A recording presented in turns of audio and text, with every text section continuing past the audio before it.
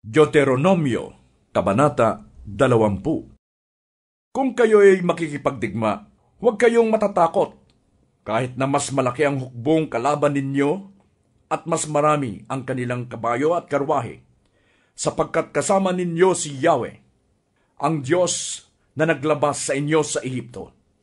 Bago kayo makipaglaban, tatayo ang isang pari sa unahan ng hukbo at sasabihin niya ang ganito: "Pakinggan mo, Israel, sa araw na ito ay makikipagdigma ka.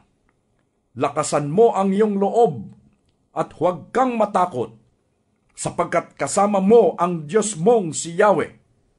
Siya ang makikipaglaban para sa iyo at pagtatagumpayin ka niya." Ganito naman ang sasabihin ng mga pinunong kawal: "Sino man ang may bagong bahay, subalit hindi pa ito naitatalaga, ay maaari nang umuwi. Baka siya'y mamatay sa labanan at iba pa ang tumira sa bahay niya.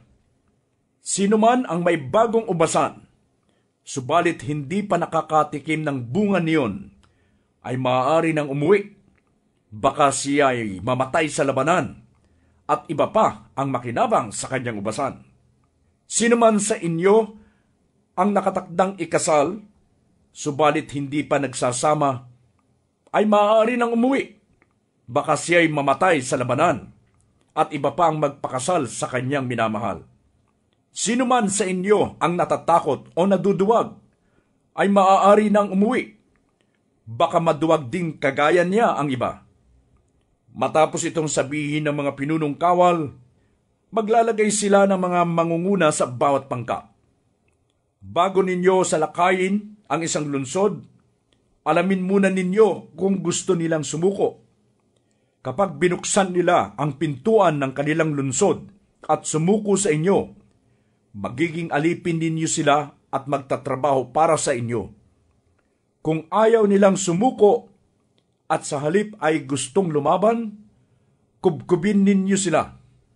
Kapag sila'y nalupig na ninyo sa tulong ng Diyos ninyong si Yahweh, patayin ninyo ang lahat ng kalalakihan roon. Bihagi ninyo ang mga babae at ang mga bata at samsamin ang mga hayop at lahat ng maaari ninyong makuha. Para sa inyo ang mga iyon at maaari ninyong kunin sapagkat ipinagkaloob sa inyo ni Yahweh. Ganyan ang gagawin ninyo sa mga lunsod na malayo sa inyo. Ngunit sa mga lunsod sa lupaing ibibigay sa inyo ni Yahweh, ay wala kayong ititirang buhay. Lipulin ninyo ang mga Heteo, Amoreo, Kananeo, Perezeo, Hivita at Jebuseo, tulad ng utos sa inyo ni Yahweh na inyong Diyos. Kailangang gawin ninyo ito upang hindi nila kayo maakit sa kasuklam-suklam nilang pagsamba sa kanilang mga Diyos-Diyosan.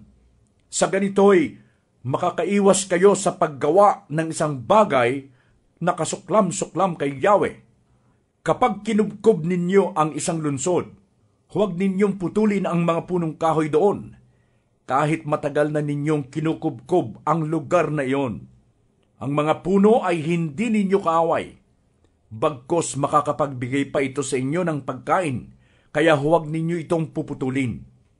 Ang mga puno na hindi makakain ng bunga, ang siya ninyong puputulin, kung kailangan ninyo sa pagkubkob.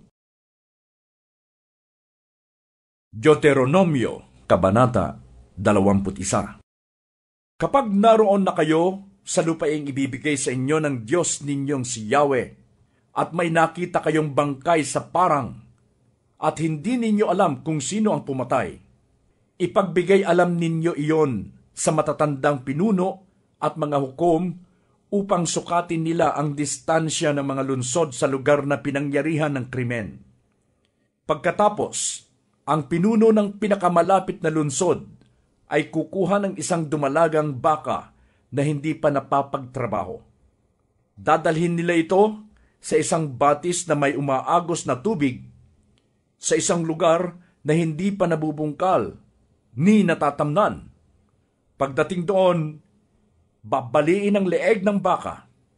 Pagkatapos, lalapit ang mga paring Levita sapagkat sila ang pinili ni Yahweh. upang maglingkod sa Kanya at upang magbigay ng basbas sa pamamagitan ng Kanyang pangalan. Sila ay magpapasya sa bawat usapin. Ang mga pinuno ng lungsod na malapit sa pinangyarihan ng krimen ay maghuhugas ng kanilang mga kamay sa ibabaw ng dumalagang baka.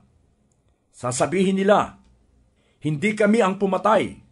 Hindi rin namin alam kung sino ang gumawa nito. Patawarin mo po, Yahweh, ang iyong bayang Israel na iyong iniligtas. Huwag mo po kaming panagutin sa pagkamatay ng taong ito.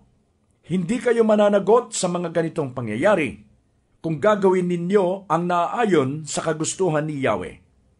Kung pagtagumpayin kayo ng Diyos ninyong si Yahweh sa pakikipagdigma sa inyong mga kaaway, at sila'y mabihag ninyo, at kung sakaling may makita kayong magandang babae mula sa mga bihag at nais ninyo itong maging asawa, dalhin ninyo siya sa inyong bahay.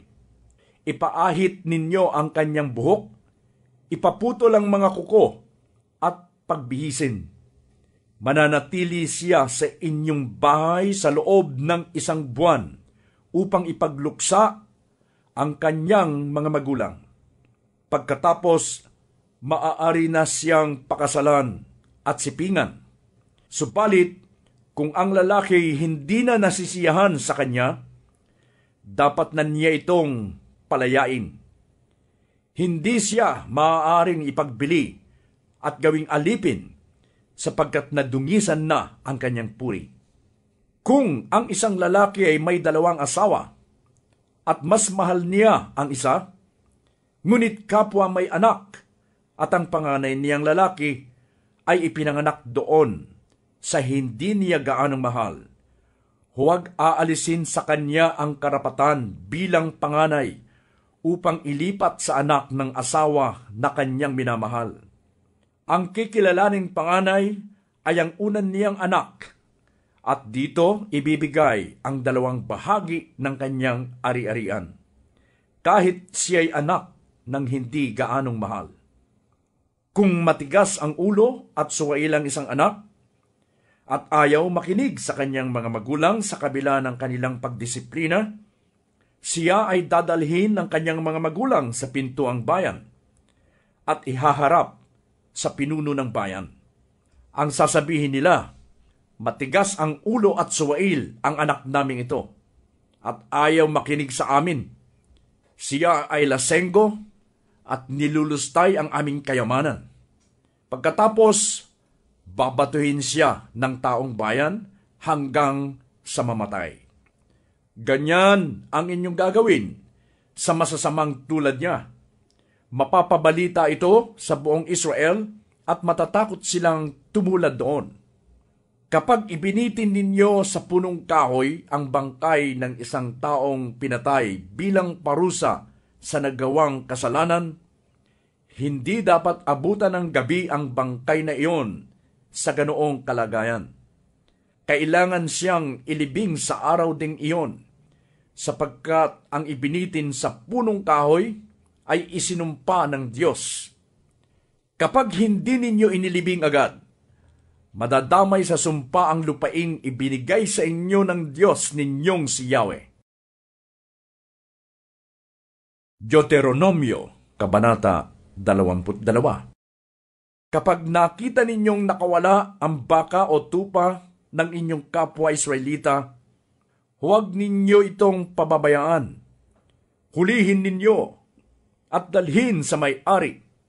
Kung malayo ang tirahan ng may-ari, o kung hindi ninyo alam kung kanino, iuwi muna ninyo ito at hintaying hanapin ng may-ari, saka ninyo ibigay. Ganyan din ang gagawin ninyo sa asno, damit, o anumang bagay na inyong napulot na maaaring naiwala ng isang Israelita. Ibalik ninyo sa may-ari. Kapag nakita ninyong nabuwal ang baka o asno ng inyong kapwa, tulungan ninyong ibangon iyon. Ang mga babae ay huwag magsusuot ng kasuotang panlalaki, o ang mga lalaki ng kasuotang pambabae. Sino mang gumawa nito ay kasuklam-suklam kay Yahweh na inyong Diyos. Kung may makita kayong pugad ng ibon sa lupa o sa punong kahoy na may inakay o kaya'y may nililimlimang itlog, huwag ninyong huhulihin ang inahin. Maaari ninyong kunin ang inakay o ang itlog, ngunit pakawalan ninyo ang inahin upang mabuhay kayo ng mahaba at masagana. Lagyan ninyo ng harang ang bubong ng bahay na gagawin ninyo upang hindi kayo managot sakaling may mahulog mula roon. Huwag ninyong tatamnan ng magkaibang binhi ang inyong ubasan. Kapag ginawa ninyo iyon, ang bunga ng ibang binhi at ng inyong ubas ay dapat dalhin lahat sa santuaryo. Huwag ninyong pagsasamahin sa iisang araro ang baka at ang asno. Huwag kayong magsusuot ng damit na yari sa pinagsanib na lana at lino. Lagyan ninyo ng palawit ang 4 na sulok ng inyong balabal. Kung pinakasalan ng isang lalaki ang isang babae, at pagkatapos magtalik ay inayawan niya ang babae, at pinagbintangang hindi na ito birhen ng pakasalan niya, dudulog sa matatandang pinuno ng bayan ang mga magulang ng babae. Dala ang katibayan ng pagkabirhen ng kanilang anak nang ito'y mag-asawa. Ganito ang sasabihin ng ama, ipinakasal ko sa lalaking ito ang anak kong babae, ngunit ngayoy ayaw na ng lalaking ito ang anak ko. Sinira niya ang puri ng aking anak at ipinamalita niyang hindi na ito birhen ng pakasalan niya. Subalit narito po ang katunayan ng kanyang pagkabirhen at ilalagay nila sa harapan ng matatandang pinuno ang damit na may bahid ng dugo ng babae. Pagkatapos nito, huhulihin ng mga pinuno ng bayan ng lalaki at kanilang hahagupitin. Bukod doon, siya'y pagmumultahin ng 100 pirasong pilak at ito'y ibibigay sa ama ng babae dahil sa ginawa niyang paninirang puri sa isang babaeng Israelita. Sila'y mananatiling mag-asawa at ang babae hindi maaaring palayasin at hiwalayan ng lalaki habang siya'y nabubuhay. Ngunit kung totoo ang bintang at walang makitang katunayan ng pagiging birhen, ilalabas ang babae sa may pintuan ng bahay ng kanyang ama. Babatuhin siya roon ng mga kalalakihan ng lunsod hanggang sa mamatay sapagkat gumawa siya ng malaking kasalanan sa bahay mismo ng kanyang ama. At ito'y kasuklam-suklam na gawain sa Israel. Sa ganyang paraan ninyo aalisin ang ganitong uri ng kasamaan sa inyong sambayanan. Kapag ang isang lalaki na huling kasiping ang asawa ng iba, pareho silang dapat patayin. Sa ganyang paraan ninyo aalisin ang ganitong uri ng kasamaan sa Israel. Kapag ang isang lalaki ay nahuling nakikipagtalik sa isang dalagang nakatakda ng ikasal, at hindi naman ito humingi ng saklolo gayong sila'y nasa loob ng bayan, dapat ninyo silang ilabas ng bayan at batuhin hanggang mamatay sapagkat hindi humingi ng saklolo ang babae. At ang lalaki naman ay lumapastangan ng isang babaeng malapit ng ikasal.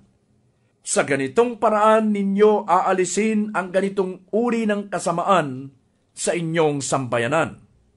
Kapag ang isang dalagang nakatakda ng ikasal ay ginahasa sa labas ng lunsod, ang lalaki lamang ang dapat patayin. Hindi paparusahan ang babae sapagkat wala siyang kasalanan.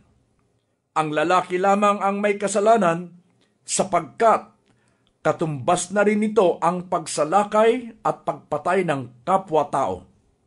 Ang babae ay ginahasa sa isang lugar na walang katao-tao at walang makakarinig humingi man ito ng saklolo. Kapag ang isang dalagang hindi pa nakatakdang ikasal ay ginahasa ng isang lalaki at nahuli ang lalaking yon, bibigyan niya ng 50 pirasong pilak ang ama ng babae at pakakasalan niya ang babae. Dahil sinira niya ang puri nito, hindi maaaring palayasin at hiwalayan ng lalaki ang babae. Hindi dapat pakasalan ng anak ang ibang asawa ng kanyang ama. Hindi niya dapat ilagay sa kahihiyan ang kanyang sariling ama.